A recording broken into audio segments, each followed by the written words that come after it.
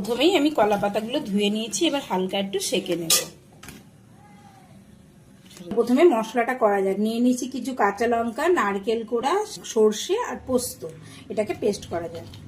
ভেটকি মাছগুলো আমি ভালো করে ধুয়ে নিয়েছি। এইবার দিয়ে দেবো একটু পাতিলেবুর রস।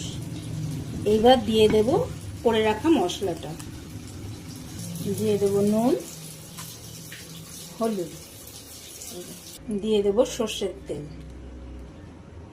এবার এটাকে ভালো করে মেখে নেব। মেখে 20 মিনিট মতো রেখে দেব। এই দেখো আমি আগে থাকতে কলা পাতাগুলো সেঁকে রেখেছিলাম। এবার এর ওপরে একটা করে মাছ দিয়ে দেব, আর দিয়ে দেবো কিছুটা মশলা, দিয়ে দেবো একটা কাঁচা লঙ্কা, ওপর থেকে দিয়ে দেবো একটুখানি সর্ষের তেল। এবার আমি মাছটাকে মুড়ে নেব। এইভাবে আমি সব মাছগুলো একে একে মুড়ে নেব।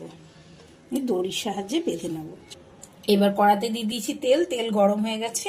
এগুলো কড়ার মধ্যে দিয়ে দেবো। এগুলো আমি কড়ার মধ্যে দিয়ে দিয়েছি। এবার আমি এটা ঢাকা দিয়ে দেবো। লো ফ্লেমে এটা আস্তে আস্তে হবে। হয়ে গেছে। এবার এগুলোকে আমি আস্তে আস্তে করে উল্টে দেবো।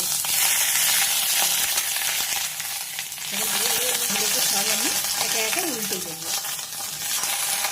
এবার আবার ঢাকা দিয়ে দেবো। এই দেখো ফ্রেন্ডস, আমার পাতুরিগুলো রেডি হয়ে গেছে। এইবার আমি রান্না দিয়ে নেব। চলো এবার পাতুরিগুলো খোলা যায়।